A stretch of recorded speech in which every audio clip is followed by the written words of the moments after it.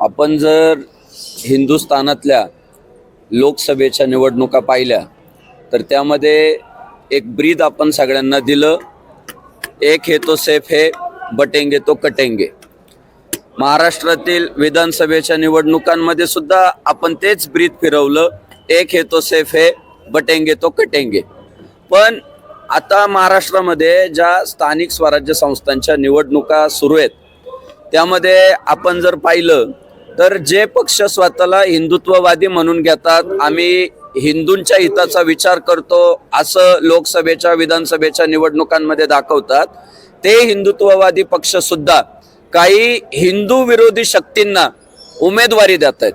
आणि आज परिस्थिती अशी आहे स्थानिक स्वराज्य संस्थांच्या निवडणुकांमध्ये की राज्यात जे सरकार आहे त्या सरकारनं दगडाला जरी उमेदवारी दिली तर तो दगड सुद्धा निवडून येऊ शकतो. त्याचं कारण असं आहे की लोकांची मानसिकता असते की राज्यात ज्यांची सत्ता आहे, देशात ज्यांची सत्ता आहे, तोच उमेदवार जर आमच्या प्रभागामध्ये असला, आमच्या गटामध्ये असला तर तो आमच्या भागाचा विकास करेल, आमच्या भागातला धर्म सुरक्षित ठेवेल, ही भूमिका मतदारांची असते. त्यामुळं स्वतःला हिंदुत्ववादी पक्ष म्हणून घेणाऱ्या पक्षांनी उमेदवारी ही हिंदूंना दिली पाहिजे. परधर्मीयांना द्यायचं काही कारण नाही. तुम्ही हिंदूंना उमेदवारी द्या, ते सगळ्यांची सेवा करतील. पण तसं होताना दिसत नाही. अनेक हिंदू विरोधी शक्ती, म्हणजे आपण जर पाहिलं तर काहींचे फक्त डोळे दिसतात, चेहरा दिसतच नाही, अशांना हिंदुत्ववादी पक्षांची उमेदवारी. काही सरळ सरळ गो हत्येच्या ज्यांच्यावर गुन्हे दाखल आहे अशांना सुद्धा हिंदुत्ववादी पक्षांची उमेदवारी. अनेक हिंदुत्ववादी काही परधर्मीय उमेदवारांना अक्षरशः विरोध करतात की यांना उमेदवारी देऊ नका, तरी सुद्धा आणि जे मोठे नेतृत्व आहे ते सांगतात की स्थानिक स्वराज्य संस्थेच्या निवडणुका हे तिथली स्थानिक परिस्थिती बघून ठरवले जाईल की उमेदवारी कोणाला द्यायची वगैरे. हे म्हणजे थोडं चुकीचं वाटतं. आपण स्थानिक स्वराज्य संस्थांच्या निवडणुकांमध्ये सुद्धा हिंदुत्वाचीच भूमिका घेतली पाहिजे, हिंदूंनाच प्राधान्य दिलं पाहिजे, ते सगळ्यांचीच सेवा करतील. आणि त्यामुळं आम्ही हिंदुत्ववाद्यांनी आता एक ठरवलं, ज्याच्या कपाळाला नाही टिळा त्याला मतदान टाळा.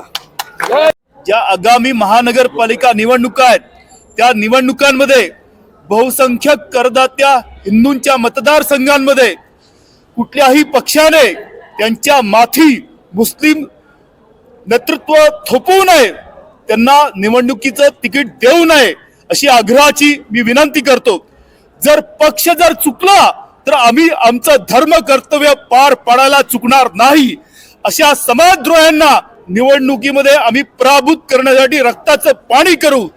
जय हिंदू राष्ट्र. आज या ठिकाणी सर्व हिंदुत्ववादी कार्यकर्त्यांचा मेळावा पार पडला आणि या मेळाव्यामध्ये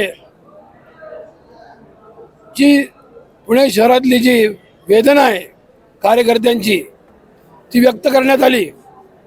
पुणे शहरामध्ये भारतीय जनता पार्टीच्या माध्यमातून मुसलमानांचं तुष्टीकरण चालू आहे आणि त्याच्यामुळं पुण्याची जी ऐतिहासिक परंपरा आहे हिला गालबोट लागण्याची शक्यता आहे.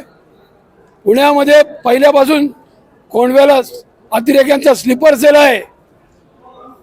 दिल्लीतल्या कार स्फोटाचं कनेक्शन कोंडव्याच्या अतिरेक्यांच्या स्लीपर सेलपर्यंत पोहोचलेलं आहे. असं असताना मुस्लिम तुष्टीकरण करून भारतीय जनता पार्टीच्या माध्यमातून दुर्दैवाने या आतंकवादाला खतपाणी घालण्यासारखी परिस्थिती निर्माण झालेली आहे. म्हणून या हिंदुत्ववादी कार्यकर्त्यांची एक प्रामाणिक इच्छा होती की पुणे शहर जर कायमस्वरूपी शांततेमध्ये नांदायचं असेल तर पुणे शहरातल्या हिंदुत्ववादी कार्यकर्त्यांना उमेदवारी मिळाली पाहिजे. ज्यांनी आजपर्यंत पक्षाकरता प्रयत्नांची पराकाष्ठा केली अशा कार्यकर्त्यांना न्याय मिळाला पाहिजे.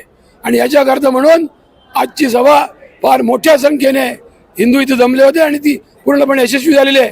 साहेब, तुम्ही आता मगाशी भाषणामध्ये उल्लेख केला की काही टोळ्या इथे फिरतात भाजपमध्ये, त्यांच्याबद्दल तुम्ही कशा पद्धतीने बघत आहात? मुस्लिमांचं तुष्टीकरण करण्याची एक कुप्रवृत्ती भाजपमध्ये, पुणे भाजपमध्ये जोपासली जाते आहे. केंद्रामध्ये नरेंद्र मोदींचं सरकार आहे, त्यांच्या मंत्रिमंडळात एकही मुसलमान नाही आणि अमित शहा त्या ठिकाणी संसदेमध्ये गर्जना करतात की मी माझा जीव देईन परंतु काश्मीर सोडणार नाही. आणि अशा परिस्थितीमध्ये पुण्यामध्ये मात्र जो अलगतावाद आहे, अलगाववाद आहे, याचं समर्थन करणारे जे मुस्लिम आहेत त्यांचे लाड केले जात आहेत. आणि असं लाड करणारी ही जी राजकारण्यांची टोळी पुण्यात सक्रिय आहे. यांनीच काही वर्षांपूर्वी हज हाऊसचा संकल्प पुण्यात केला होता, परंतु तो आम्ही धुळेला मिळवला होता.